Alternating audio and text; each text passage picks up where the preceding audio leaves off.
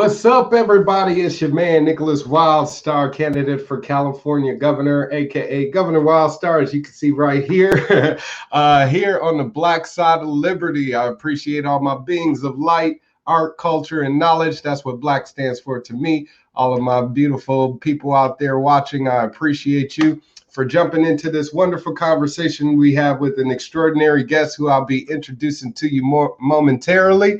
But first, of course, be sure to visit my website, wildstar2022.com. That's my new website for my campaign for California governor. So if you haven't yet, please check it out at wildstar2022.com, right there at the bottom of the screen. Please be sure to donate if you can, because every little bit helps us bring back liberty to the state of California, and campaigns run on money. So every little bit helps. So please contribute whatever you can. Also, be sure to connect with me on Instagram, Facebook, Twitter, all that good stuff by hitting those social media icons on my website.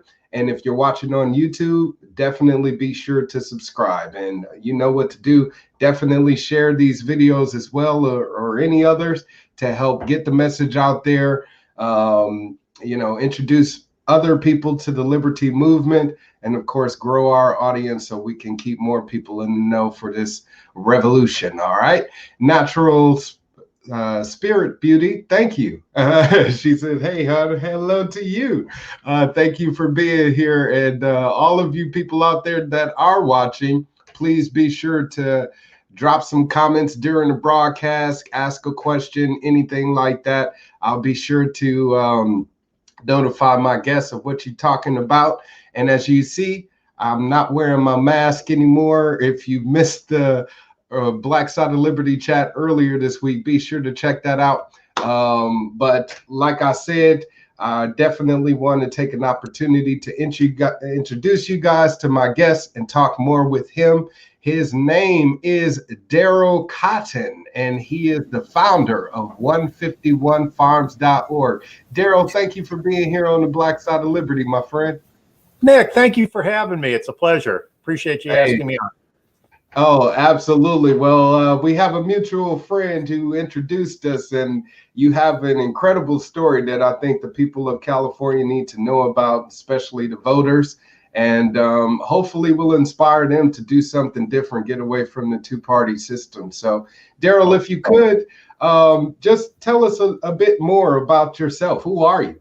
Okay, well, I'm really just a simple guy that decided years ago, having grown up in Chicago in the inner city, where I went to school, was across from the housing project. So all year long, I'd be there exposed to what it was like to be the hustle and bustle of the city. And we started to see, more housing projects going up and more reliance on, the check coming in the mailbox every month. And I saw a noticeable shift in the way the neighborhoods went from, getting up in the morning and having jobs and doing things to, less likelihood that, there were jobs, or the ability to maintain your family structure was compromised. The summers for me, though, I ended up going into Southern Illinois in the farm countries, and where we would be planting corn in the spring, I would always plant cannabis in between those rows. So I had a chance at a very young age to see cannabis as a commodity, a crop that grew just as fast as the corn. And who would have thought that years later, in my mid-20s, I'd start having nocturnal seizures. So at the time, we were smoking cannabis for what we would have considered like a recreational, just to get high value. But as I started to learn more about the antioxidant and neurosuppressant values, it like to calm seizures and lupus and Crohn's and all these neurodegenerative diseases. As my background is engineering, electrical, I started to look at it from the standpoint of what evidence was out there to support the use of cannabis over pharmaceuticals. So there wasn't a lot.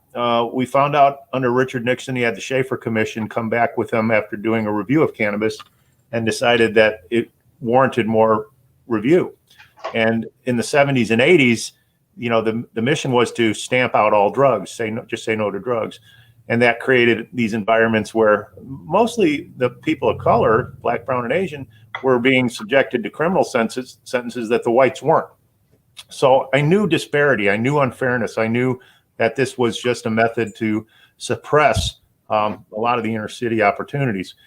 And it never left my brain. So as I got older, I started having nocturnal seizures and started looking at pharmaceuticals, and those were hard on the liver. There's a lot of things that we eat even that just create obesity and high blood pressure. And we're getting away from these landrace genetics that you never saw these incidences of cancer and things like you have today. And a lot of that can go to diet. So I just started putting 2 and 2 together, and 4 became 8, 8 became 16, and so on. And as things grew, and you're watching the political system as well, you know, you'd see little spurts of positive energy, but then you'd see people that wanted to be demagogues and just take over your lives and rule as a dictator. And we're seeing that now. You know, in DC, we have 7-foot fences with constant tire and military. This is not the America I saw growing up, nor is it the America we want to leave our kids.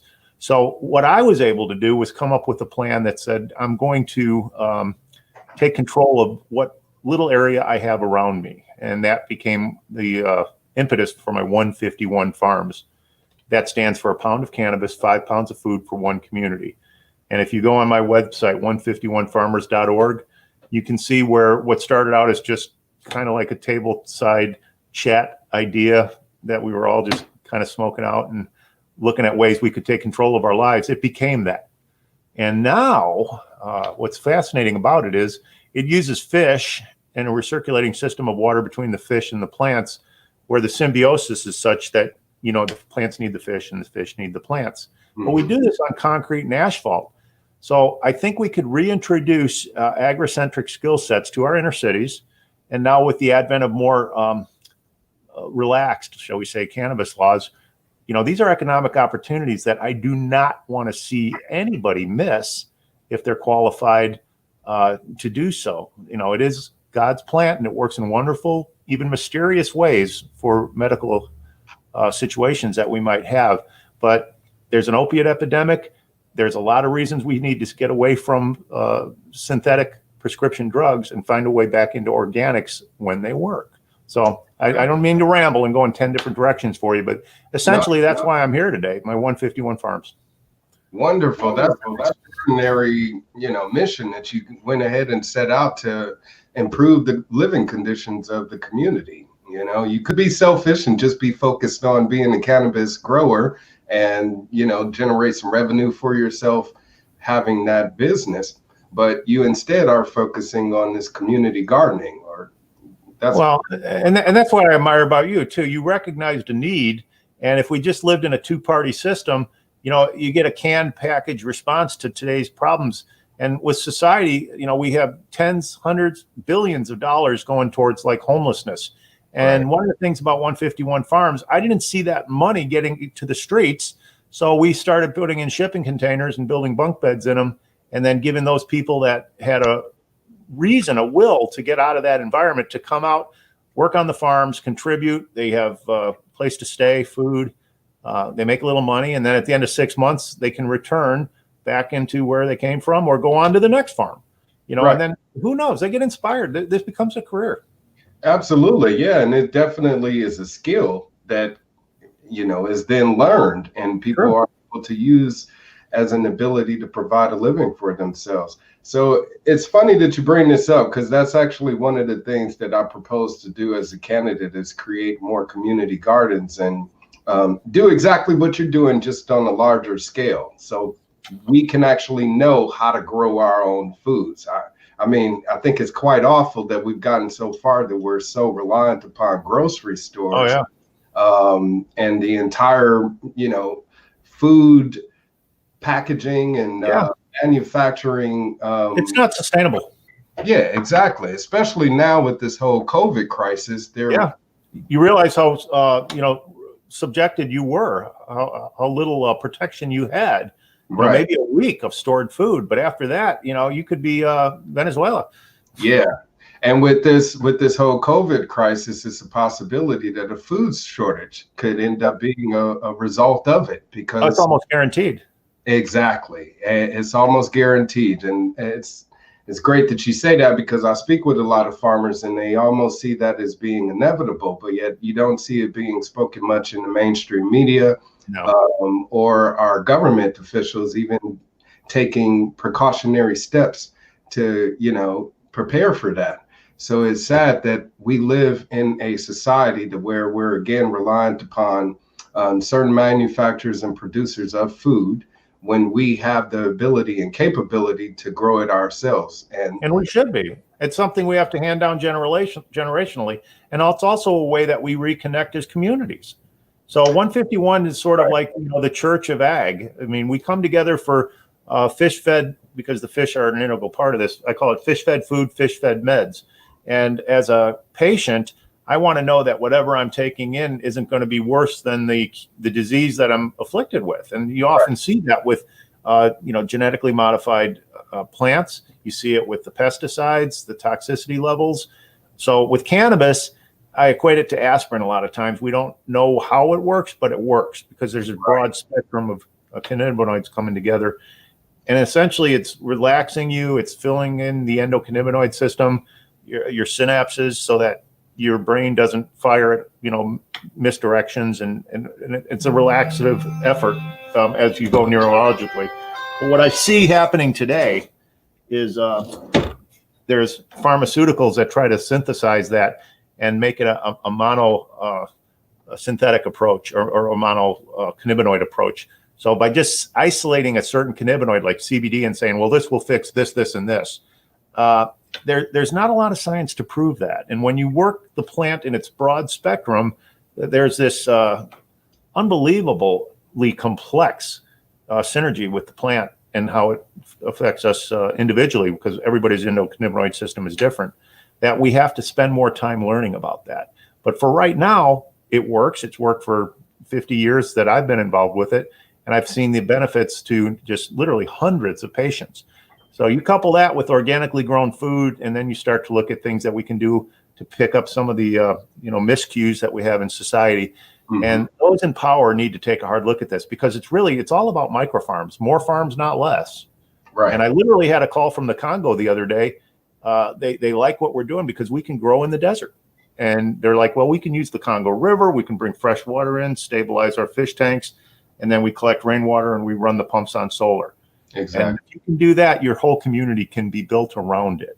Wow. So that's actually another thing that I propose to do as governor, is create sustainable farms. So somebody like you could come in and have the opportunity to create such a thing. And they do exist, is basically what you're saying. Yeah, we're a working farm. We're a model of it, and they're completely scalable. So in the Congo, we're starting out with 20 shipping containers, and those are our residences. We take a 53-footer and we divide it into 5 8-foot sections, a little bigger. But that gives us 10 residents in bunks with secured rooms and a separate doorway into each side of it. We'll line them with hemp. That's an option because that's a carbon sequester. And then you just stack one on top of the other and you bring people in. I like to be off railroad lines so we can put them spaced out 10, 20 miles and just work micro farms where they're growing a wide variety of traditional and cannabis crops, hemp as well. And really, I buy back all the cannabis because for me, it's all about the essential oils. It's what we can create as we pull all the essential oils out and we leave no carcinogens left, so that patients are getting something at its pure essential element to combat whatever disease that is we're trying to target.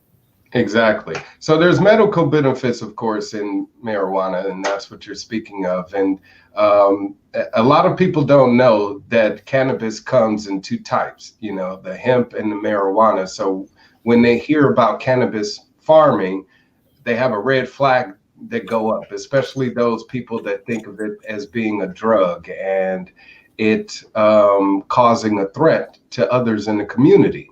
So how could a sustainable farm such as what 151 Farms provide an opportunity? Hello, puppy. He's one of my OGs. All right. He's got to run on the farm. We got a soft spot for collecting strays too. So. Oh, cool. Yeah. Well, you guys are just multifaceted over there. We're living the dream. I mean, I might not have 2 dimes to rub together, but I live in life. I love it. Wonderful.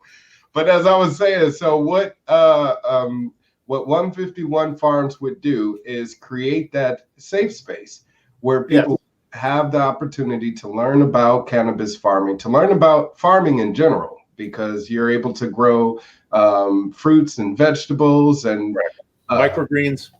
Exactly. So, and not only that, but in introducing cannabis farming to people of the community, you would take that stigma, that fear out of it, you know, as well as that threat of violence, because I guess the fear surrounding the cannabis market is that, you know, people think that drugs and gateway. They call it a gateway drug. Yeah, exactly. And that's because they're misinformed.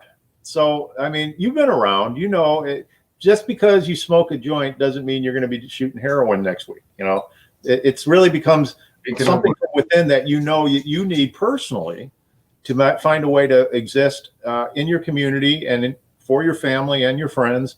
And cannabis can enhance that. Now, when it comes to medical, it can be a life-changing quality of life solution that doesn't hook you to pharmaceuticals. And if you look at like GW Pharma and others that have synthesized a mononuclear approach, like just a CBD or CBN, they'll start to try to apply that to, let's say, a child's seizure conditions. And it might last for a year or a year and a half, but then they start to reseize again. And the thing is we're not satisfied with that. We know that the broad spectrum works in very complex ways, and that's what we have to bring to our community. And it's from very young to very old that we've seen those benefits in both psychoactive and non-psychoactive cannabis. But you know what? The cash crops are plentiful. You can grow hops, and then you're feeding the microbreweries. So the only thing that limits you is your imagination. Right. So in the opportunity to reduce that stigma surrounding marijuana, we have had lawmakers attempt to pass legislation to, you know, make people more comfortable with weed being used recreationally or medicinally or whatever the case may be. And here in the state of California, we have Prop 64, which I'm sure you're aware of, passed by or promoted by this guy, Newsom, and his buddy. He was the lieutenant governor at the time. Exactly, lieutenant governor, and he was promoting it with Kamala Harris, a senator, and it ended up passing here in the state of California. So you know Ballotpedia, right? Ballotpedia? Yes. Okay, because you're on there, you know, you can see who's supporting you and who's running against you. Back in Prop 64 was being voted on, that was in, it got serious in about mid-2015. Or 2016, mid-2016. So in November 2016, it's on the ballot. And by that time, Dennis Perone, who had brought in Proposition 215 in 1996, he's a friend of the farm. He had had some strokes, and I was getting to write on behalf of him on his Facebook page. So my mission was to try to educate people as to the exact language in Prop 64 that they should be aware of. Because if you look at a big bill and you think, oh man, this is so complex, I'm not going to spend any time on that. People just don't dig in and realize that the devil's in the details. What they're suggesting happens in 64, perfect. You can go down and look at who supported it. You had the Soroses, you had the Normals, you had Sean Parker, and then you had little old me and Dennis. And I think we raised $2 million. I never saw any of it. But Sean Parker and the pro side raised $25 million, and somehow they spent $31 million. So that's a typical far left response. But nonetheless, it passed. But again, only by 57%. So we made a difference. Now, the problem was a lot of people that supported it really didn't think of it as anything than progressive law. They're like, oh, Cheech and Chong smoking weed, how bad can it be? It's only going to get better. It got worse. It got restrictive. And Kamala Harris, our current vice president, she was the California Attorney General at the time. And there was this unholy cabal between her, Jerry Brown, and Gavin Newsom. And what they did in there, the old saying, follow the money, they made a special trust fund for all cannabis-related money. And that comes from what was seized from growing unlicensed to the licensing fees to this abhorrent, complex licensing scheme that's pay to play.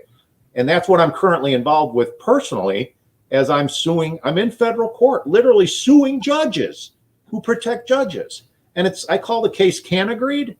Because if we don't have an honest judiciary, we're screwed, man. And That's all I'm saying. When you have an attorney general who's a lawyer and she ushers in something like 64, and then they take the money and they put it in a special trust fund that doesn't undergo, like the general fund's got an audit review. You don't have that in a special trust fund. This is their own little piggy bank. And the voters, and they had the supermajority clause. Please, when you're governor, get rid of the supermajority. It's unconstitutional. Absolutely, indeed. Now, Newsom still has access to this fund? Hell yeah.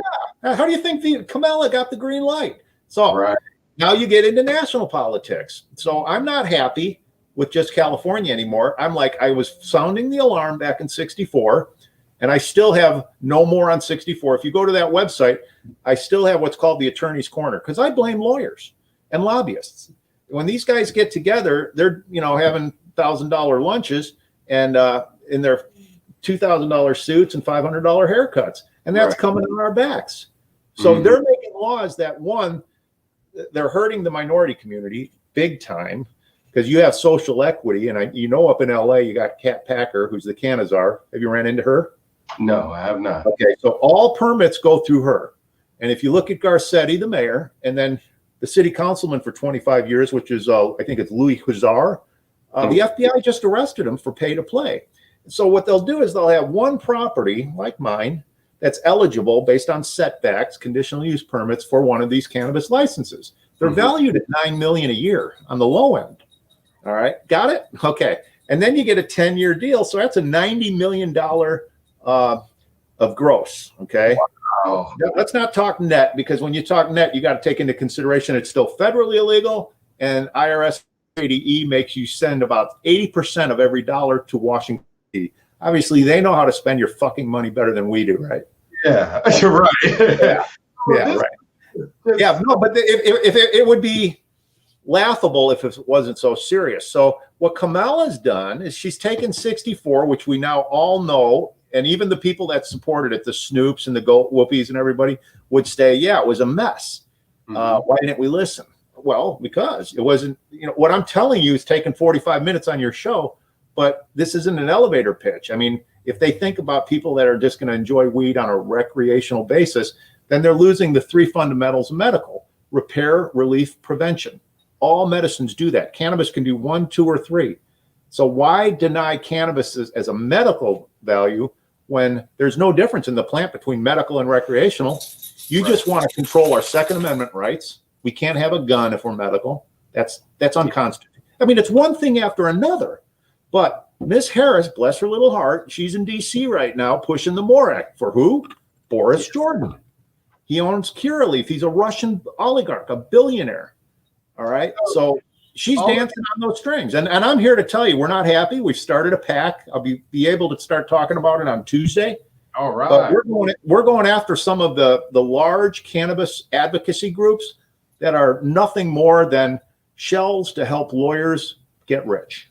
Yeah, because it basically just sounds like a whole bunch of special interest groups, lobbyists, cornered some politicians, had them pass this law that now mainly benefits them, but not the small businesses that they claim that it would help, not the inner cities that they... We can turn South Central around, man. Give me a month. Yeah.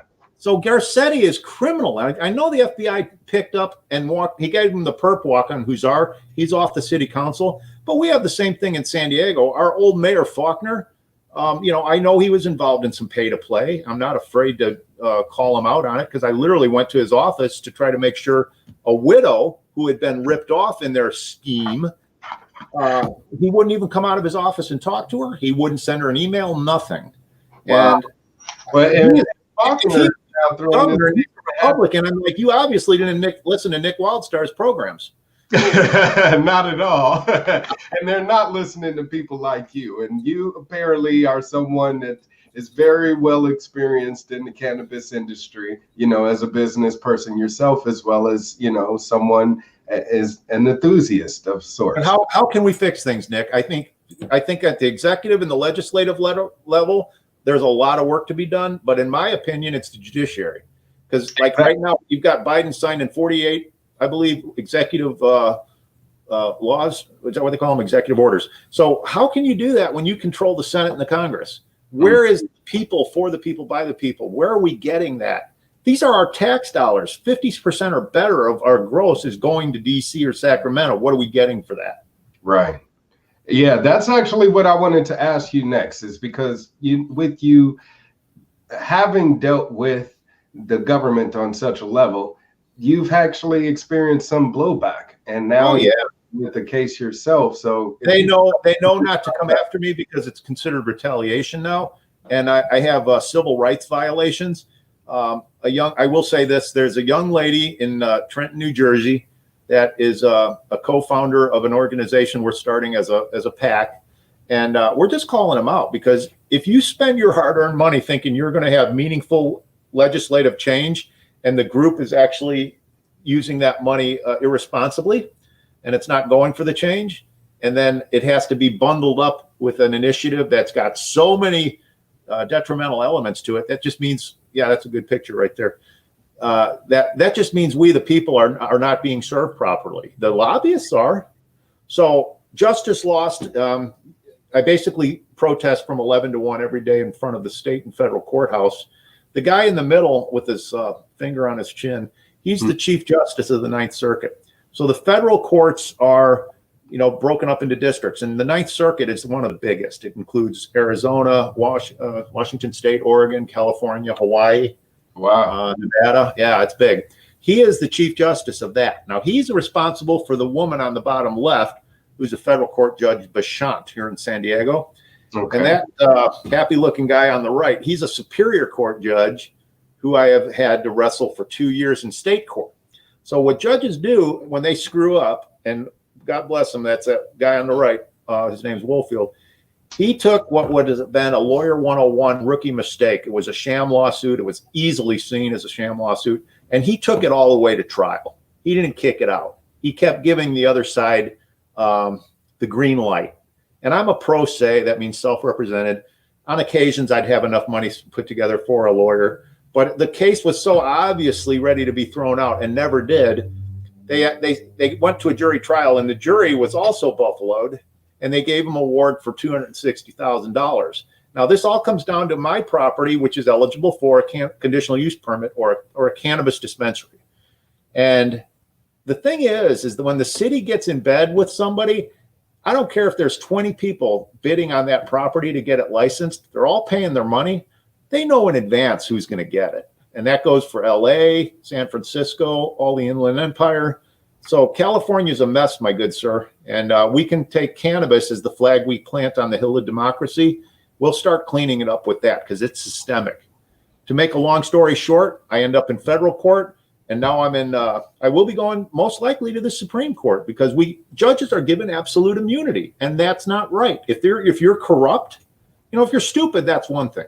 But if you're biased or corrupt and I can prove it, you're not immune from that. We're going to exact a compensation for all the time, money, and effort we put into it. Just because you wear a black robe, you don't have any special privilege in life. And we're going to make sure the Supreme Court recognizes that because they have a very important decision to make for we the people, and that's that law should be applied equally. Right. And that's the biggest complaint right now from a great deal of people, and a growing large number is they just feel like government isn't being held accountable, and they're not upholding their constitutional oath. They're not upholding the same laws that they expect we the people to abide by. So we need term limits. Wouldn't you agree?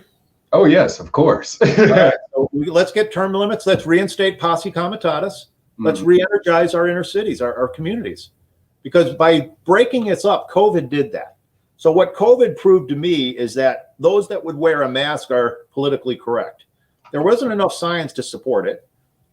You can argue that either way, but the numbers kept rising. And now you have a change of administration. And I can tell you two things that have happened. One, the restaurants are allowed to open again. Schools are opening. Nothing's really changed. The numbers haven't dropped. Right. And our First Amendment rights are being impacted as I protest. Now, Trump, like him, hate him, whatever, I didn't have to have a permit to protest. Then Biden got into office. The GSA came down and said, Mr. Cotton, we're sorry to have to inform you, you need a permit now. I'm like, okay. So they ran me through all these hoops. First, they granted it on the spot. I guess the Constitution isn't your permit anymore. That's right. And I didn't make a big deal about it, but I went in, filled it out, they approved it, and then they came back and asked me to resubmit.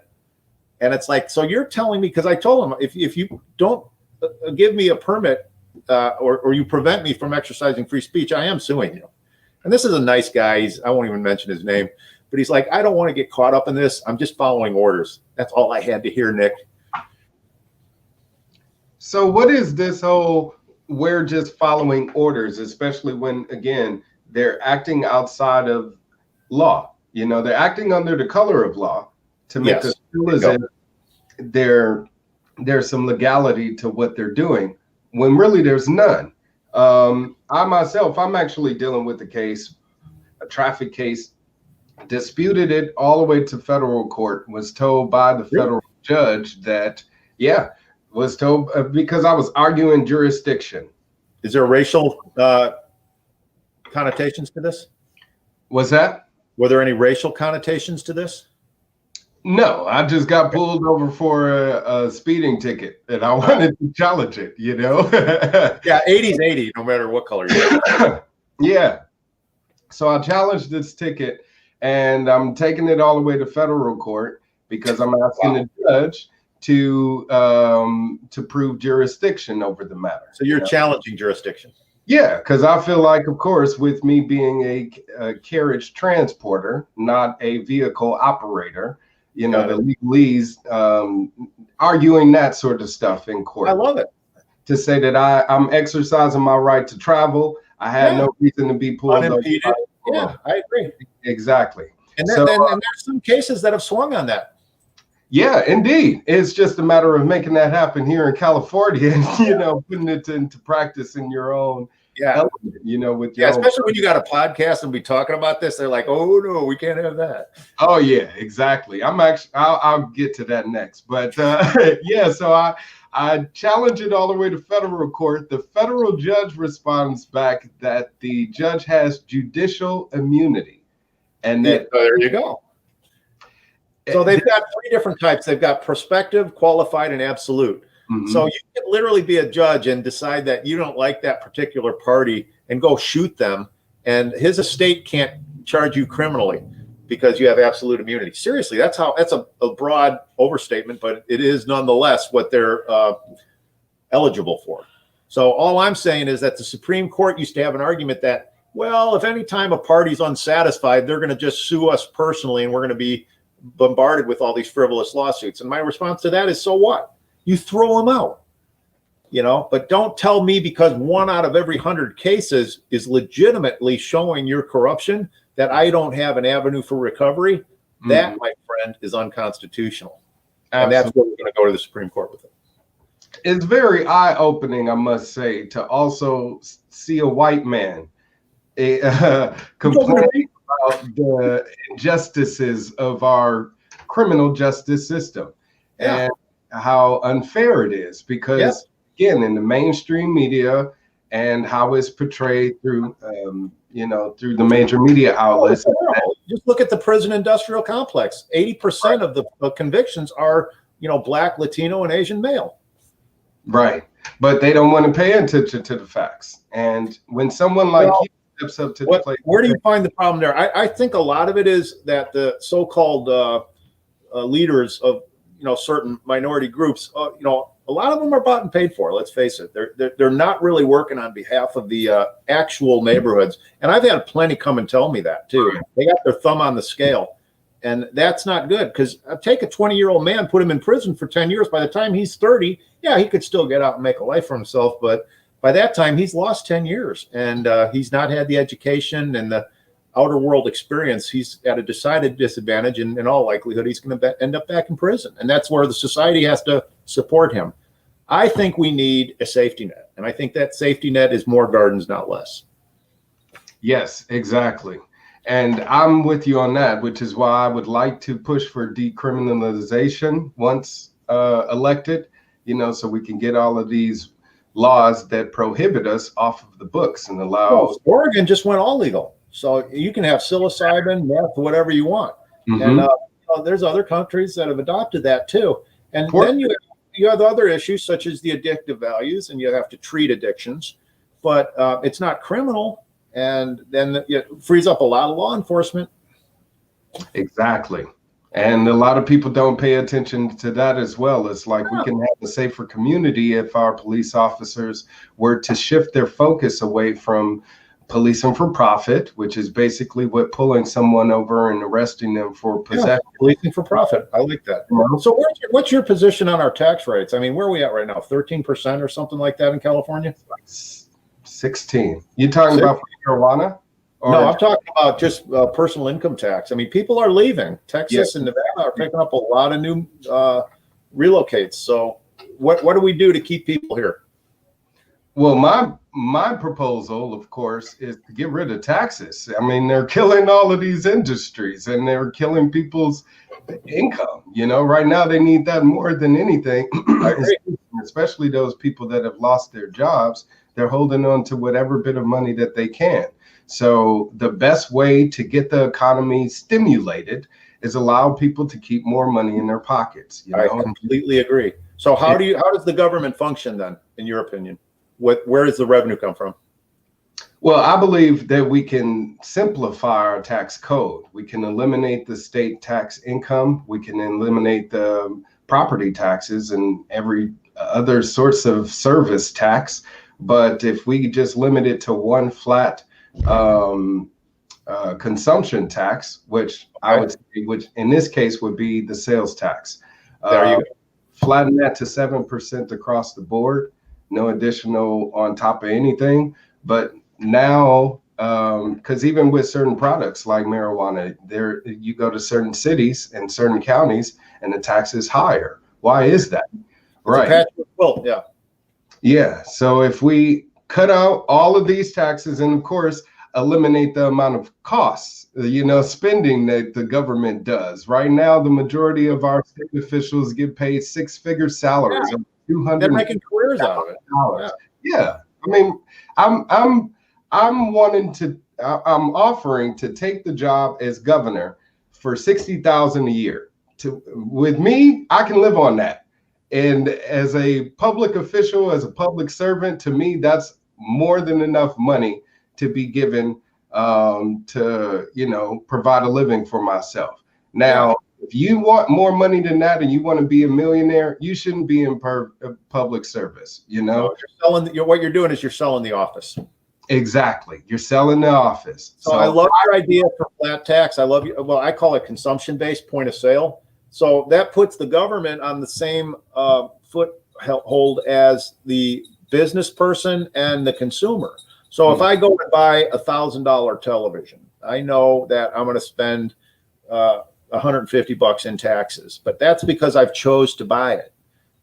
Now, if I have to go to work and I make $500 a week and I only see $300, that $200's just being stolen. The employer is an unpaid tax collector. And I don't really resist that because I never saw it to begin with. Okay. Right. And that's been my whole problem with this, because they keep inching up. It's like a toll. You don't ever see the toll prices go down. They're always there. And then you have an unstable currency that's, with inflation, you're seeing your dollar go less farther, or less as far, I would say. So we really need to we need to re-engineer government from top down. But if you're the governor, I like your solutions already. Getting them through, that's going to be the problem, because we have a heavy influence by the unions. Mm-hmm. And if you've got to pay prevailing wage, there's nothing wrong with it. But if you have to set this, like with cannabis right now, with 20 or more employees, you have to have a piece labor agreement. And when I talk to the unions about this, I go, have you read 64? Do you know how fucking bad that is? And you guys are going to saddle your wagon to that, and Newsom's paying you back with that. Right. All right. So now up in Oakland, there's strikes, and it's because the businesses aren't making any money. Go figure. So they got these piece labor agreements that says, well, we should be making $24 an hour. Yeah, well, why not 50? You pick the number. I'm not saying that that's not important, that labor has a seat at the table, but at least to pay attention to, what the table has to have on it. And if that's not customers, then you all lose. You're back at the hall. And what impact are they having? I mean, if it's to benefit themselves more than it is to benefit the community, then what need is there to? Well, you raise a good point. So I call it the black market, but it's traditional market, because the way I see it is, you're competing with the black market. I mean, these guys have been growing for generations. They're going to come up with the same flour that you're paying $25 a gram at a dispensary for. You're going to get it for $6. All right. So it's like the same thing if I go to Walmart and I buy a $4,000 TV because it's made in the US and a $1,000 TV because it's made in China. Where is your dollar going to get spent? So right. I can guarantee you 99.9 people are buying the $1,000 TV. So what does your government do in response? They bring in armed forces to crash all of these unlicensed grows. Mm-hmm. And, these guys, I would expect a big tent solution. That's what I've always advocated. We need more gardens, not less, and bring these people in. And there's nothing wrong with being licensed and regulated if there's a path to that process. If you deny it, if you're exclusionary, then everything crumbles. And that's what we're seeing now. Another thing I would like to eliminate is the whole licensure thing. I don't think you should have to ask for permission from the government to do business. Well, there's an argument for the environmental aspects, because we had a lot of rogue growers. They call them guerrilla grows or pirate grows. And they go out and they pollute our aquifers with all kinds of heavy metals. You can see it at the Salton Sea now. If you go out into Imperial Valley, there's hundreds of years of pesticide controls that have been dumped into the aquifer, and the Salton Sea is a good example of that too. So my solution was, by doing above ground closed loop systems, we can actually take a little bit of that water at a time, scrub it, and return it cleaner than what we came up with. And for an environmental reason, I don't necessarily disagree, but I would caution you that without some type of licensing procedures, especially these environmental impact reports, we could go back to that. So we need to try to. Even with the licensure process that we have now, you have the existence of those rogue growers. So if anything, I would just focus, like what you said, now since we have more police officers to actually go and do some criminal investigative work, you know? And they're stealing the crops. We're finding a lot of these police officers are finding the crops ending up on the East Coast where it's still $4,000 a pound. So I've got some interesting cases, which if you go to Canagreed, if on 151farmers.com or org, anyway, if you go down there, you'll see the cases. It's called Canagreed. And an interesting one's going on in Mendocino right now. It's a friend of mine. Her name's Anne Marie Borges. She has a case up against Mendocino County. And it's been going on for 3 years. So the judge just ruled that she could have all her cannabis back. And the Mendocino County people said, well, we don't have it. And the judge says, why not? Where is it? So they couldn't explain. They said, well, it went bad. Okay. This opens up a whole can of worms, because now they're auditing all of the seizures and they're coming up short on all of them. So if you raid somebody and you take 50, 100 pounds of cannabis and it's $3,000-4,000 a pound back east, that little network exists. And that's not even money that's ever hitting their books. So that leads me to ANZA and other places that I know people. The police are actually offering them money to grow. Off the books. So they'll give them $10,000 a month to continue to farm. They won't get raided. I mean, if you can imagine corruption, you probably couldn't imagine it all that we're seeing under Canagreed. Oh yeah, I'm sure. And that's what we got to expose, man. How can we do that other than from the executive level? We can continue to attack them through the court system, but if they're the ones that are in control of it and are pretty much doing this whole shell game. Well, you do what you're doing. See the recall Newsom. I mean, he's not going to survive this. I think, where's he at right now? 1.2?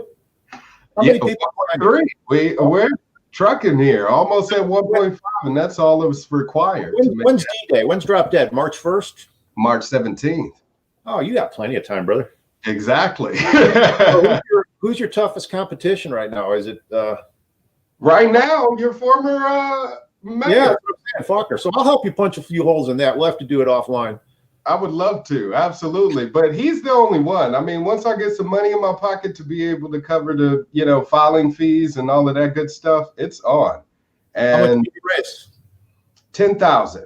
Right now, that's the seed money that I need. So, well, come Tuesday, I'll be able to express myself a little further on what the national PAC looks like. And if you go out against the MORE Act right now, because you're already against 64, I'm going to make sure everybody knows that. And even the people with licenses want to roll it back, just so you know. All right, wonderful. That's what I've heard. I mean, I've met a few growers here in Fresno, which I don't know if you know about Fresno, but it was one of the last cities, or pardon me, last counties in the entire state to actually start issuing licenses. Right. So they just started doing that, and they're doing this whole lottery program, supposedly. But I'm pretty sure. Call it what you will. Yeah, and with the whole COVID thing, now it's up in the air because there Wasn't that convenient? What's that? Wasn't that convenient? No, exactly. Yeah. So the few brick and mortar places that you had here are now closed for good, and they're only doing delivery. So who knows when they'll be able to get up and running again. But in the meantime, they're having to provide a living for themselves, just like everybody else. How are they? Yeah, exactly. So who knows? Well, you don't have a big ask. 10K is not going to be hard to hit. And I'll tell you what I'll do. I'll make sure on band members that if you got a GoFundMe or something, people need to know about this, because they also need to know that right around the corner is 64. So if we can recall Newsom, then we can recall those in DC that are advocating for. It's like 100x worse. Yeah, the MORE Act. Yeah, the MORE Act. Thank you. 5,200 pages at last count. Yeah, it's ridiculous what they're doing. I mean, of course, the legislators that are going to sign off on it, or have, if they haven't already, they didn't read that, you know, and it's going to seriously impact the cannabis industry across the entire nation. And with more states also, going green, as I like to call it, they're going to be pushing for that nationwide. And now you have the Democratic legislative body in Congress saying that they're considering cannabis legalization before the end of the year. So they have a real problem with that. So the UN has a committee. It's called the Single Convention on Narcotics. And it started back in the late 1800s to manage opiate transactions, or opium, that is. And in 70, it got into cannabis. All right. And they said under Richard Nixon, we got to do something to quash cannabis. So they made the convention among 73 countries. And it said that you could use cannabis for, and it wasn't just cannabis, there's cocaine and everything else. Like in Colombia, for example, they claimed cocaine was a religious right. So they were given 25 years to extend from 1973, I think, forward to put controls on cocaine. And then in cannabis, and it's still there to this day, section 49, paragraph 2D, I think, it states that cannabis can only be used amongst the 73 member nations for scientific and medical purposes. That's it. There was never recreational and for profit. Well, in December of 2020, the U.S. just ratified that. So on the one hand, they say they want to make it less restrictive and more available. On the other hand, they just went to the UN in December 2020 and said, cannabis is a gateway drug. It has to be fully recognized for its addictive properties, has no medicinal value, and it has to be maintained under close regulatory controls. All right. So that's our international commitment.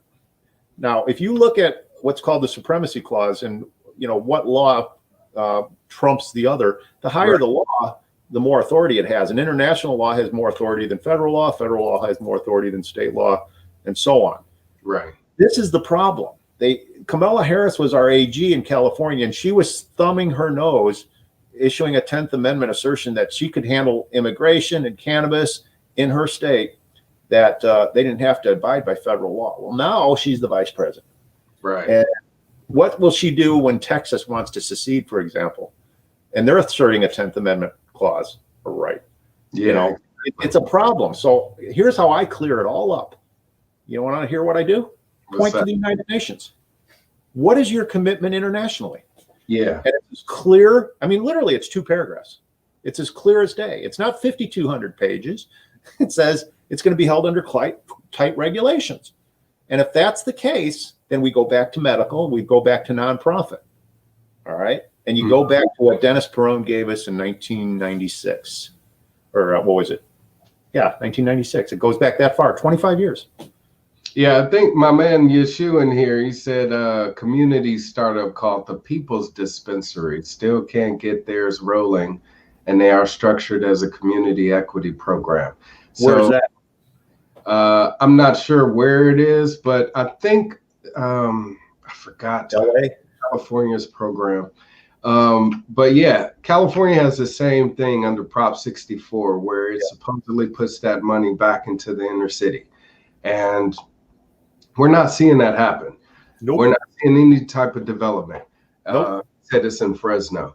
But through 151 Farmers, we definitely can have that start to be created. I guess it's a matter of people getting involved with the organization. So what's it going to take for you guys to have a bigger impact other than getting me into office and, Well, I think the PAC will be big because it puts us in a national spotlight. I already got people across the country, Chicago, Indiana's just coming on. So we're going to have chapters right out the gate. It's a 501c3 and C4. I like the C4 part. That's why I got involved. And the people that are there, brother, they are so committed. I mean, I'm talking of all races, but the founder is a Black female and she's disabled. She's a cannabis patient and she's a longtime activist for everything, racial, gender injustice, and everything else. So when I start bringing, the reasons that me, a 60-year-old white man, are involved in this, it's because discrimination cuts into the whites too. These people are taking these things. They literally tried to steal my property out from underneath me. And I'm a dick. I'm not going to let it happen. It's a lot.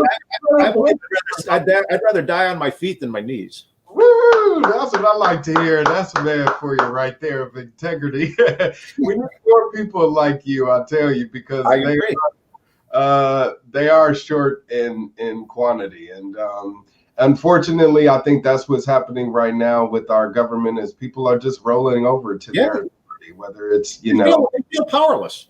Yeah, exactly. And we got to take the power back. And the one thing we all have in common is we all have to eat. So our one absolute definite requirement to be a 151 farmer is you have to eat. If you eat, you're in. Yeah, exactly. Well, leave your bias at the gate. I'm a big proponent of civil asset forfeiture. So hopefully I'll get elected and we can reverse all of what was done, get people back their property. The Supreme Court's already ruled on that, and there's still states and local governments doing it. Yes, exactly. Because what? It's their bottom line. If they don't seize, $500,000 worth of shit every year, they can't pay the bills. Right. They can't get those new helicopters and stuff. Exactly. That's really where they're generating the revenue, taking money away from, independent growers and businesses and, we the people, where that money should be staying, definitely. So it's sad that this is happening, but we have to make a stand together. So I'm glad to hear that you were supporting the recall as well for your own reasons. And let me ask, are you a Republican or a Democrat? I'm going to call myself apolitical because I don't want to get classified. Exactly. I loved Kennedy. I hated Nixon.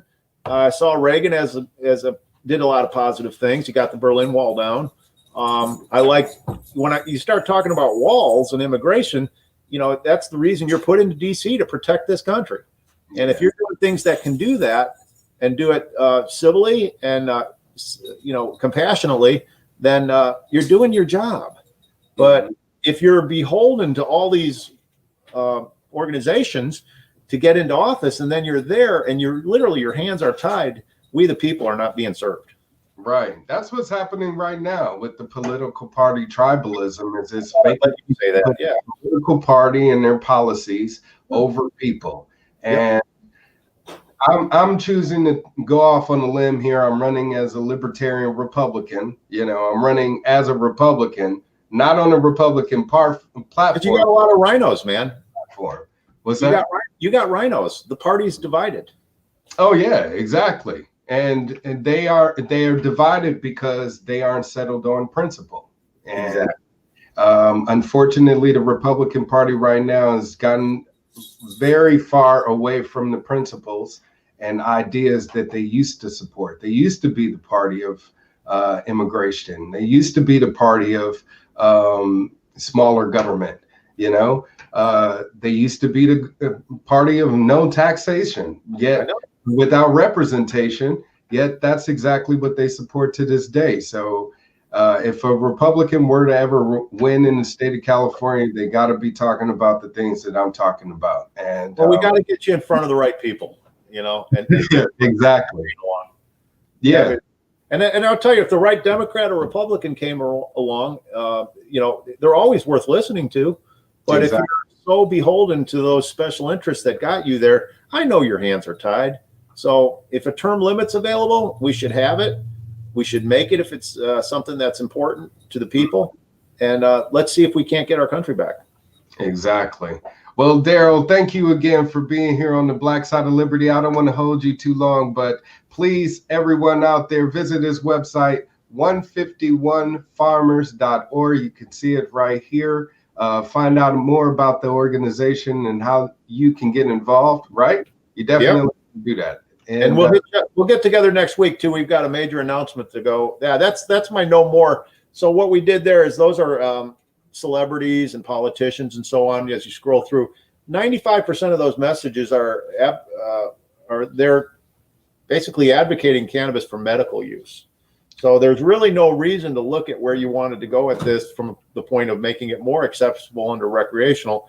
For that reason, I made at the bottom left what's called the attorney's corner. And if you get into that, you can see specific elements of the law that people just weren't aware of. They didn't bother reading it.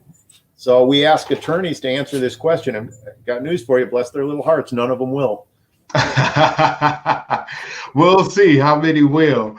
But in the meantime, we the people, you definitely want to visit this website, get more informed about your rights, home grow, public grow, commercial grow, all those different types of grow. Know more on 64, how it affects you in that process. And like I said, definitely do all that you can to help this man right here, Darryl Cotton, do everything that he can to make 151farmers.org become something that everyone is familiar with in our communities. And friend me on Facebook. We have a group called Band Members, and that's a group that you can say whatever is necessary to be said when it comes to cannabis law and regulation.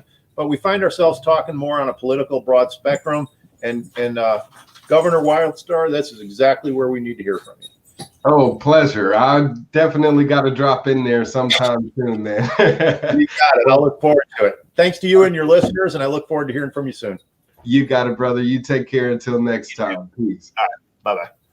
That again, everyone, is Darryl Cotton, who is the founder of 151farmers.org and freedom fighter for all of you cannabis enthusiasts out there. I'm definitely one of them for more reasons than one.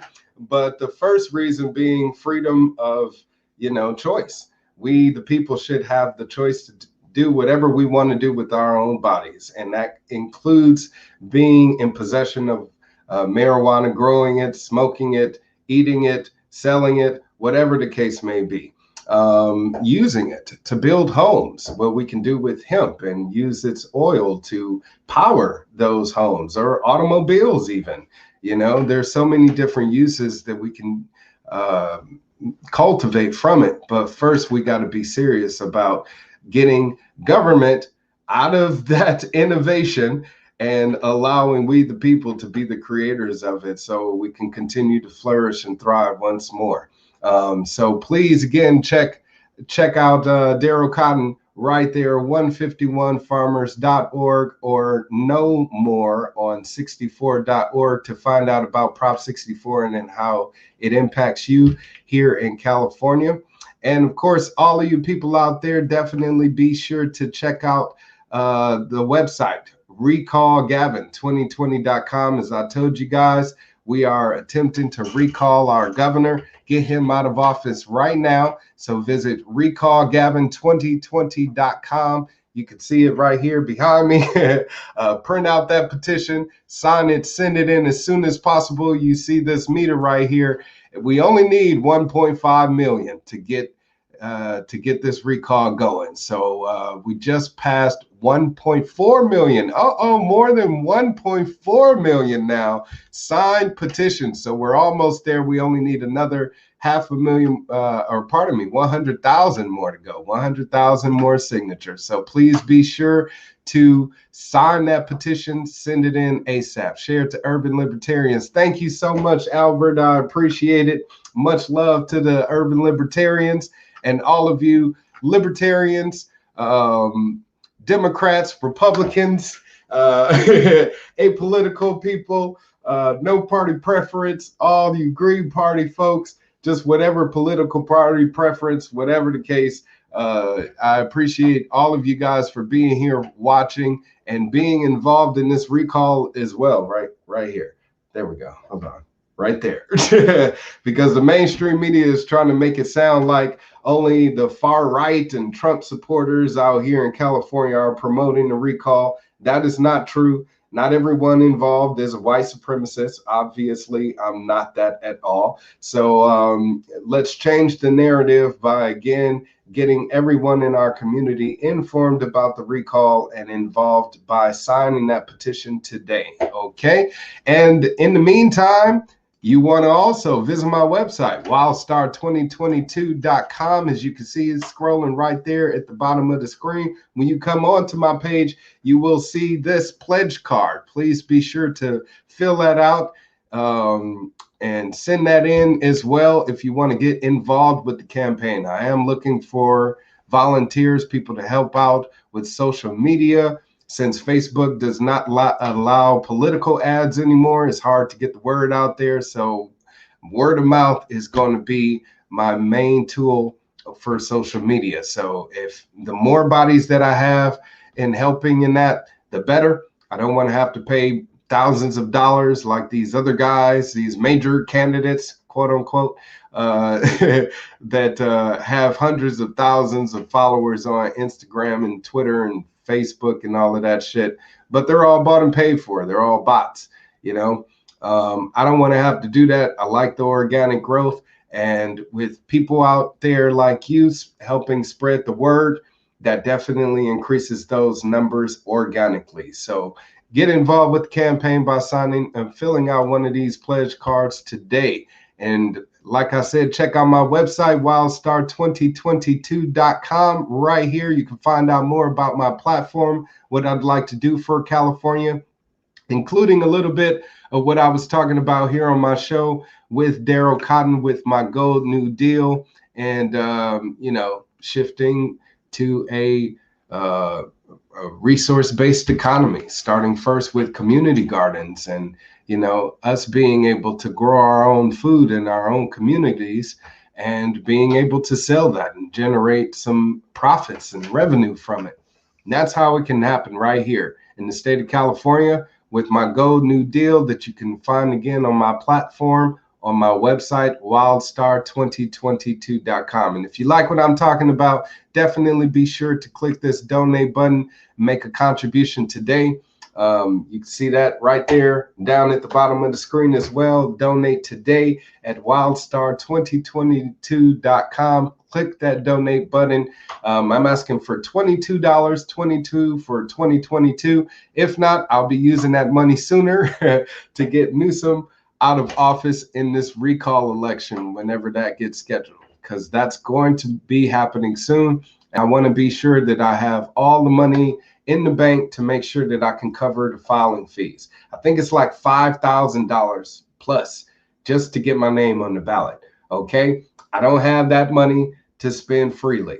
If you would help me fundraise and get that money, I would greatly appreciate it. Unlike these other people like this guy right here who has, lobbyists and friends and high places and, corporations backing him.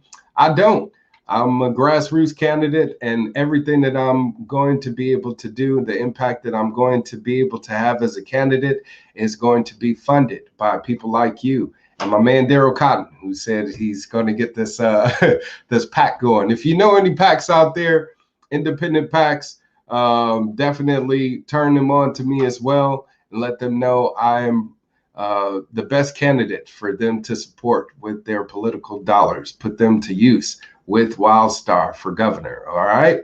So visit the website, like I said, find out how you can get involved, make a contribution today. And yes, let's bring back liberty to the state of California. So to all of my beings of light, art, culture, and knowledge out there, I appreciate all of you guys for watching all of the comments. Yeshuan, Albert, Rhythm and Blues Tunes, Lisa, Carlos, Natural Spirit Beauty, all of you guys for dropping in and giving me comments and love and talking to my guests as well. Please be sure to come back next time. Whenever I drop this, if I come up with a graphic, put that out there, please be sure to spread the word. If not, I'll be just dropping live on your scene. So be sure to jump in that conversation then. So thank you for your time, you guys. I'm going to get out of here and go have some dinner and hang out with my baby, my wife and my baby. But much love to you guys. Till next time, long live liberty. I'm out of here.